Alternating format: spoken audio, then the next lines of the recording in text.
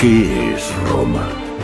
Roma es un nombre, una ciudad o un imperio. Roma es historia.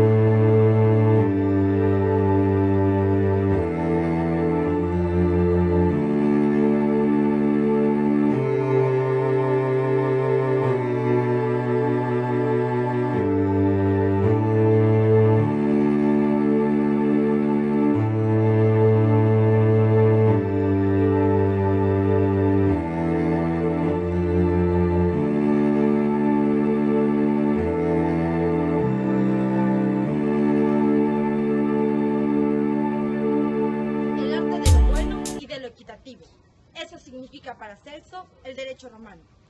Los alumnos de la Universidad Autónoma de Chiapas, Facultad de Derecho Campus 3, tienen el objetivo de realizar este video con el fin de compartir los conocimientos obtenidos por nuestro maestro Roberto Martínez Coronel. A continuación, se abordarán temas como fundación, monarquía, república e imperio. Esto hará que todos los jóvenes que puedan ver este video conozcan acerca de la trascendencia del derecho romano que Roma nos ha legado.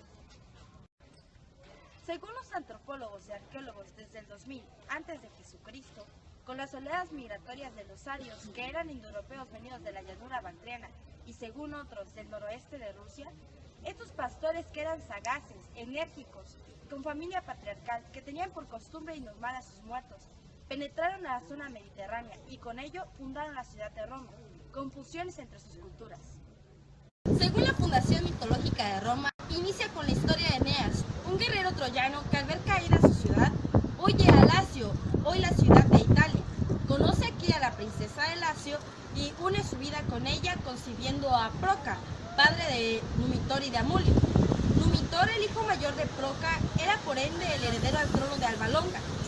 Amulio destrona a su hermano Numitor y mata a sus hijos varones y convierte a su hija Rea Silvia en sacerdotisa de Vesta y condenada a castidad perpetua. Esto ocasiona que Amulio tome la posición de rey en Alba Longa. Cuando Rea Silvia se vincula con el dios Marte, concibe a un par de gemelos, llamados Rómulo y Remo. Rómulo y Remo tienen que ser abandonados en las aguas del río Tíber por la amenaza de su tío Amulio.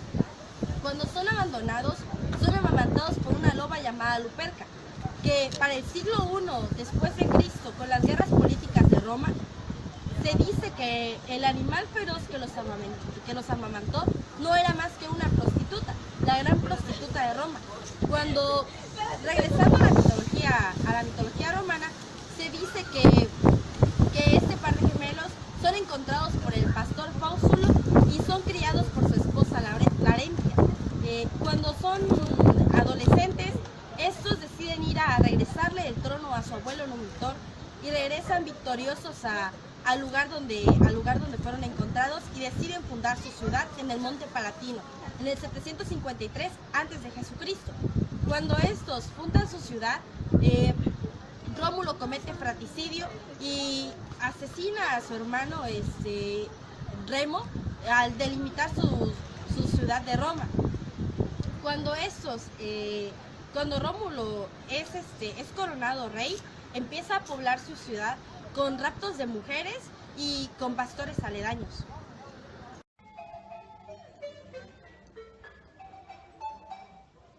Ahora hablaremos sobre los conceptos generales y la clasificación del derecho romano, además de las fuentes de derecho que prevalecían en aquel entonces, lo cual nos va a servir para poder comprender los temas que estamos a punto de abordar.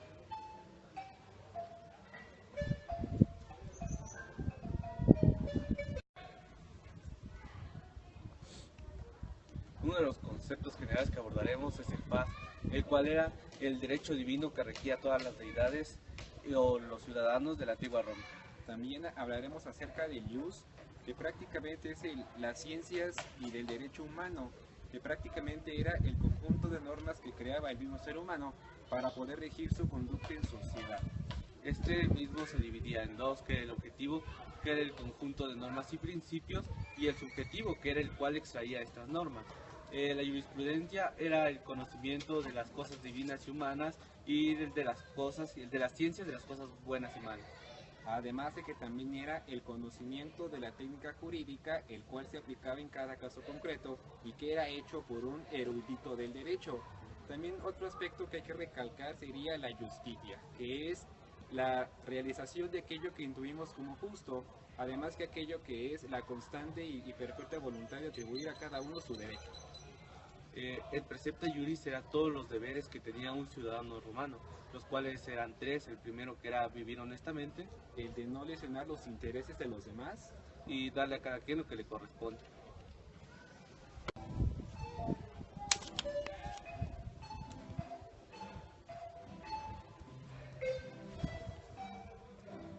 La clasificación dentro del derecho romano era diferentes tipos de derechos. Uno de ellos era el derecho civil, el derecho civil, y que principalmente era el derecho que se regía únicamente para los ciudadanos romanos que existían en la antigua Roma. Principalmente estos ciudadanos debían de ser pater familias y no ser esclavos. Bueno, otro derecho era el derecho honorario, que prácticamente fue una creación de los magistrados romanos que servía para complementar o reforzar al Ius Civile.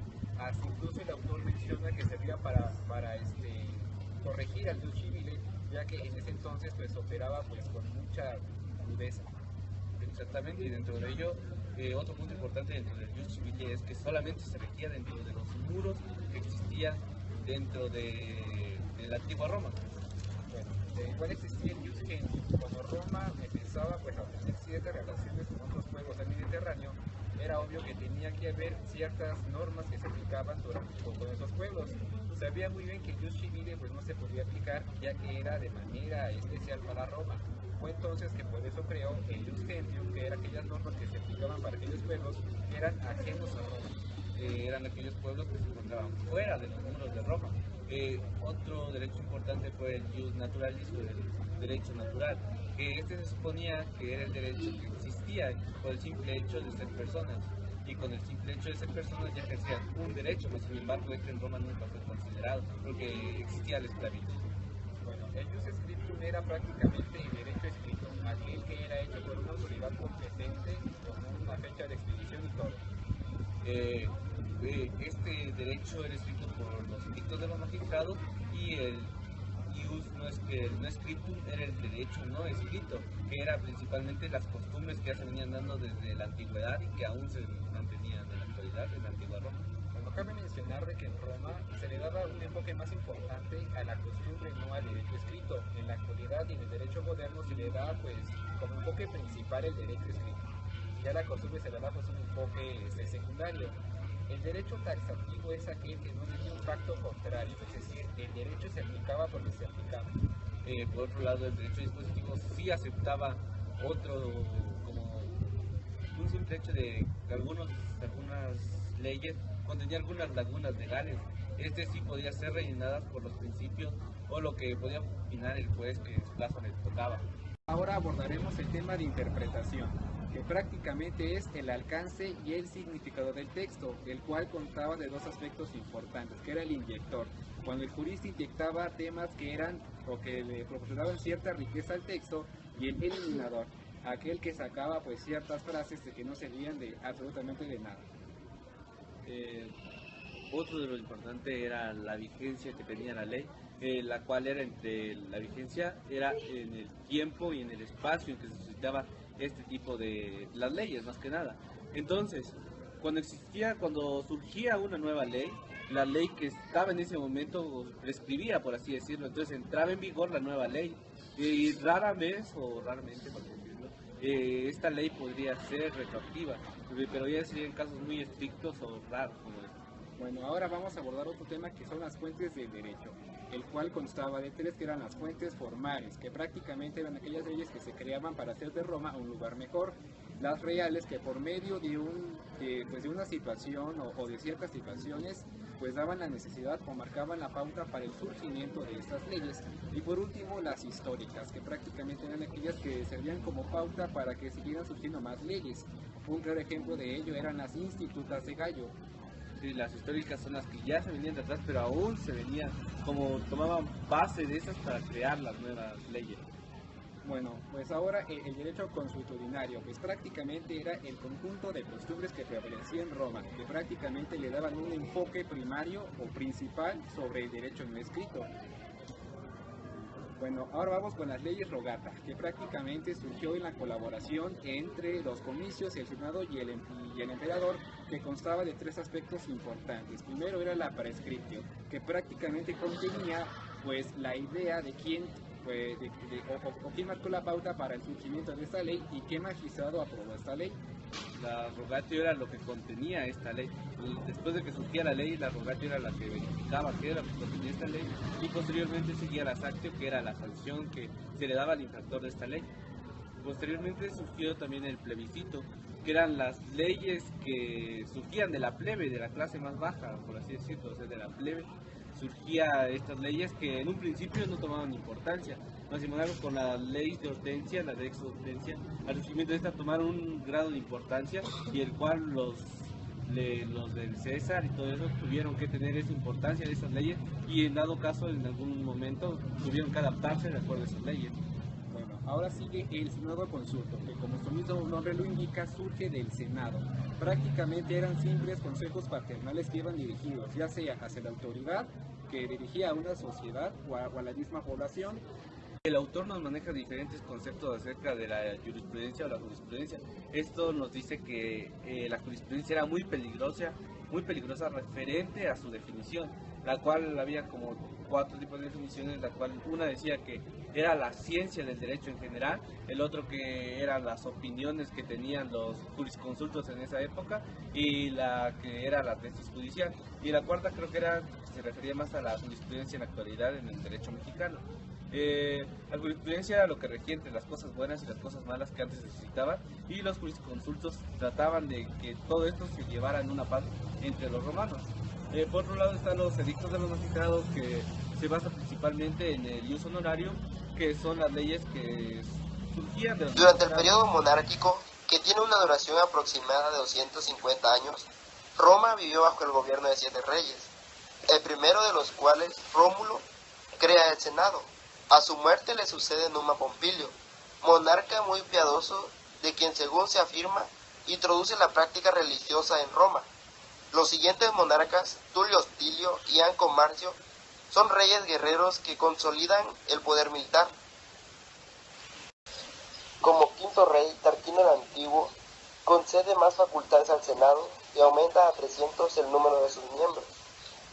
Su sucesor, Servio Tulio, realiza una reforma político-administrativa que toma como base el censo económico de la población y es conocida como Reforma Serviana.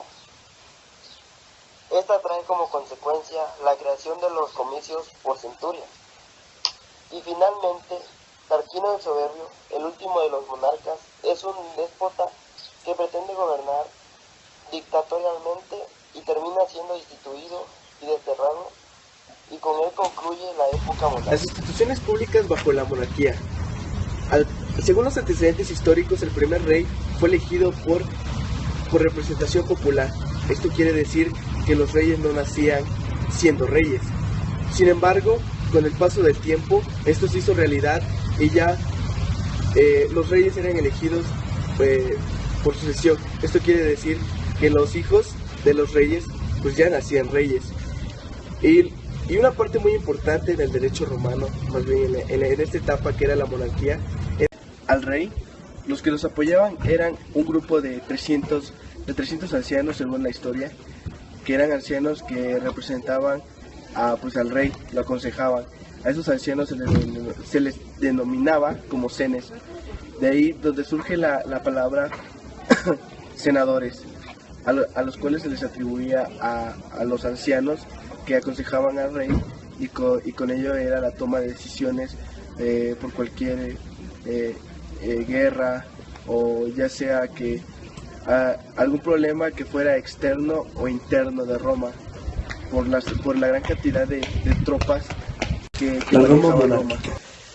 El rey se les consideraba como el sacerdote, el juez, el jefe militar. El rey no podía no podía tomar las decisiones por sí solo, entonces tenía que recurrir a un grupo de ancianos que era aproximadamente de 100 a 300 ancianos quienes aconsejaban al rey.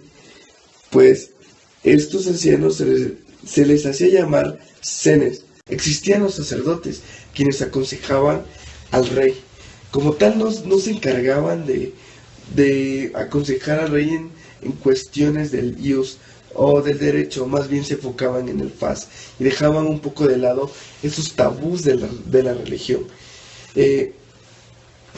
Al igual que los patricios, pues eran los que se encargaban de las cosas externas que correspondían pues a Roma, y en este caso los plebeyos estaban a un lado de ellos. Los patricios y los plebeyos no podrían contraer matrimonio porque a ciencia cierta o por los historiadores no se sabe por qué no podían tener esta unión, porque ellos vivían con los patricios, convivían con los patricios, ayudaban a sostener a Roma, pero no podían tener, no podían estar dentro de la política, o no podían incluirse o tener cargos más allá que estas personas llamadas plebeyos.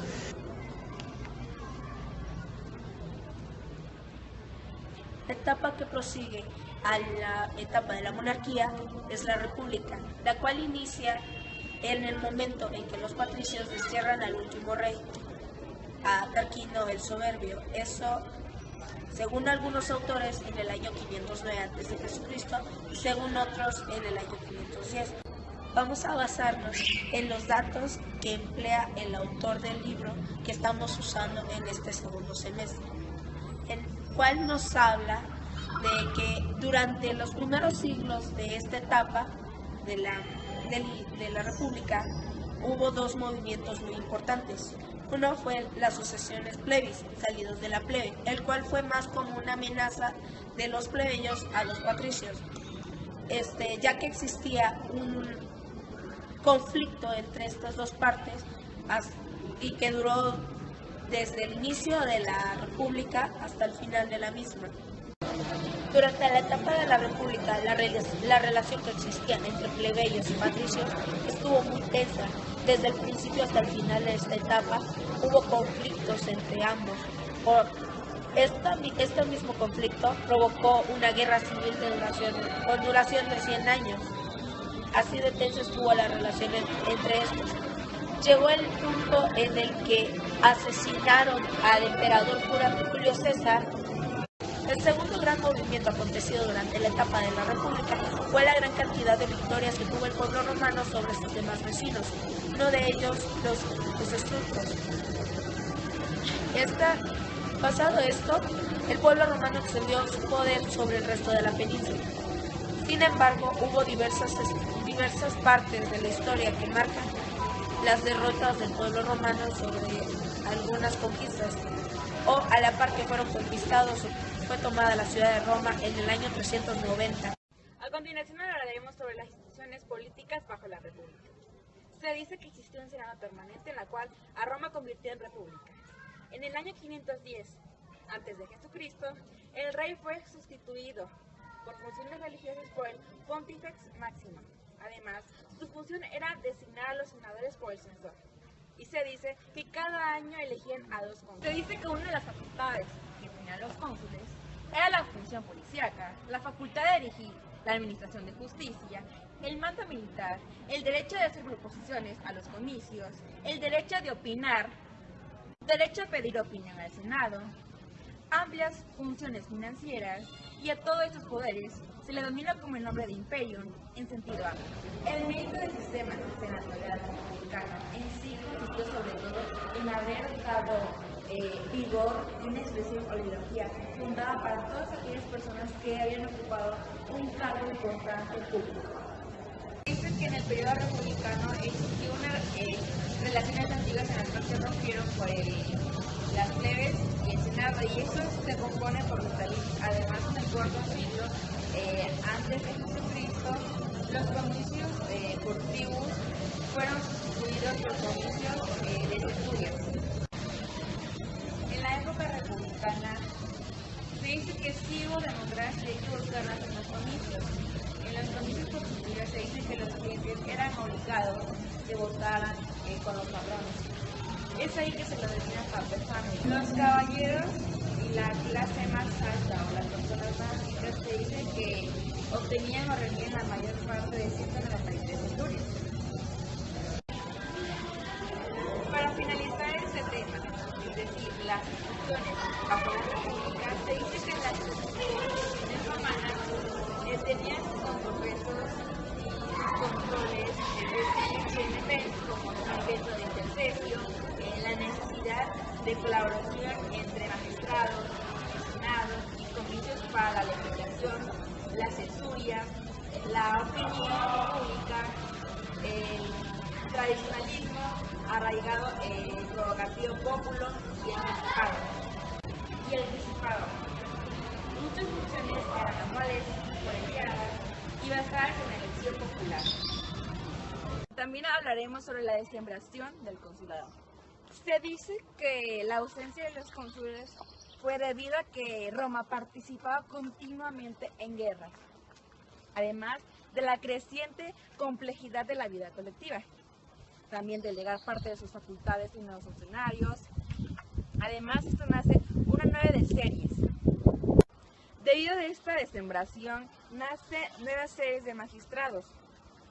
Ahí mencionaremos algunas funciones. La primera es el tribuno militar, la segunda la censura, la tercera la cuestura, la cuarta la pretura, la quinta los ediles y por último la sexta. Después de haber visto la República Romana, nos embarcaremos en otra fase de Roma, el Imperio. Analizaremos su primera parte, el Principado. Octavio, más tarde Augusto, el favorito de Julio César, es ahora emperador de Roma. Encontraremos en él un líder energético y carente de escrúpulos. En su persona se reúnen poderes. Era tribuno, cónsul y procónsul, censor, era presidente del Senado, así como también jefe de la nona, director de la moneda, supremo jefe militar y dirigía la política internacional. Estos puestos ya existían en la República, sin embargo, no se reunían o se concentraban en una sola persona. A la época del Principado también se le conoce con el nombre de diarquía. Esto, puesto que se dice que el gobierno está dividido en dos partes, emperador y senado. En la burocracia imperial, los funcionarios estaban bien pagados y no es como en la República, ellos no cambian cada año, sino cada que el emperador lo dicta. A partir del nuevo siglo del imperio, los provincianos tienen más auge en el imperio romano. Se ven más, por ejemplo, Trajano, el primer español. Es en la primera fase del imperio en donde las transiciones de la primera fase se ven aún más. La república está olvidada, aunque algunos piensan que sus tradiciones volverán, esto es todo lo contrario. Como con los antoninos, emperadores inteligentes, emperadores que buscan un crecimiento para Roma. Tenemos entre ellos a Trajano, Adriano, Antonino el Piadoso, a Marco Aurelio, quienes marcarán para todo el Mediterráneo una gran diferencia y una de sus épocas más felices. En la última parte del Principado vemos un error muy grande de parte del imperio, el darle poder a los militares. Esto significaba que los militares pedían más remuneraciones por sus servicios y al emperador, que no accedía a sus peticiones, era fácilmente quitado de su puesto. Es ahí donde comienzan las guerras civiles, un desastre o una desestabilización del imperio romano. Vemos también que en esta época fue donde se estableció y tuvo un auge más grande y crecimiento el derecho romano. Observamos que en la República hubo un derecho inestable, sin embargo, el imperio busca una equidad en el derecho. Encontramos también que surge mucha literatura jurídica en esta época. Sobre las segunda fase del imperio, autocracia, pues acompañen a ver esta historia. Se dice que en esa etapa de la segunda fase del imperio, para tener una vida llevadera, no bastaba de ser rico, sino que tenías que ser un burócrata importante o ser un alto militar de alto rango. Además se dice que sus principales fuerzas que quedaban en ese entonces era el poder del Estado dictatorial, es decir, que su arma importante era la policía secreta. Pues se dice que es ahí en esa etapa cuando el cristianismo se vuelve en religión tolerada, después se vuelve en objeto principal para la corte y después por último se vuelve en una religión oficial. Como ya les había comentado, que en esa etapa lo más importante es que surge la división del Oriente y el Occidente y tienen una administración separada. Además, se dice que el Imperio Oriente crea una nueva cultura, es decir, la bizantina, y esta llega hasta el Renacimiento. En el año 1453 a.C. Cae el Imperio Oriente bajo los etruscos, y en el año 476 a.C. El Imperio Occidente cae sobre las invasiones de los bárbaros. La división del Imperio Oriente, prácticamente el Oriente y el Occidente, surge en esta segunda fase del imperio, la autocracia.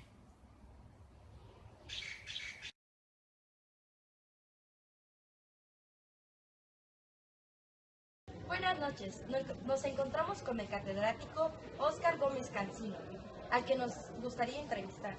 Profesor, ¿cuál es la trascendencia en la carrera de un estudiante de Derecho, la importancia del derecho romano? El derecho romano, como ustedes están viendo en el curso que llevan y el segundo curso también que van a llevar de derecho romano, tiene la esencia del derecho actual vigente en México. Ahí están las raíces del derecho romano, han venido a través del tiempo siendo el fundamento del derecho actual. Entonces, es importantísimo para todo el que estudia derecho, para todo el que va a ser abogado, tener la raíz, tener el fundamento de lo que es nuestro derecho. Muchísimas gracias, profesor. A tus órdenes. Adiós. Adiós, Reina. Buenas noches. Buenas noches. ¿En qué le puedo servir, señorita? Soy el maestro Lucas Reyes Castellanos, del maestro y catedrático de la Facultad de Derecho. Quería hacer una entrevista. ¿Qué importancia tiene el derecho romano en un alumno de leyes? No olvidemos que la tradición jurídica mexicana emana del sistema románico, germánico, canónico francés.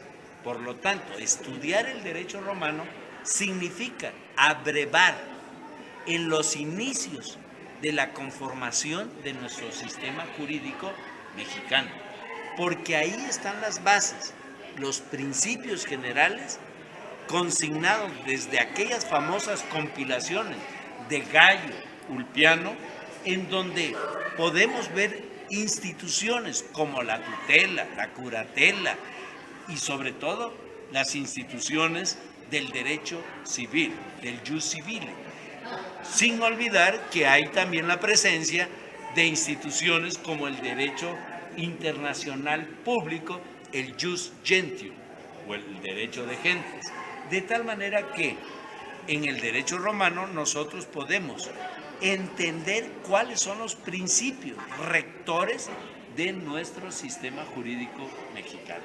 Quien no estudie y aprenda derecho romano es como aquel que va a ser un aplicador de norma sin entender el espíritu que tiene nuestro sistema jurídico mexicano, que se abreva obviamente en el derecho romano.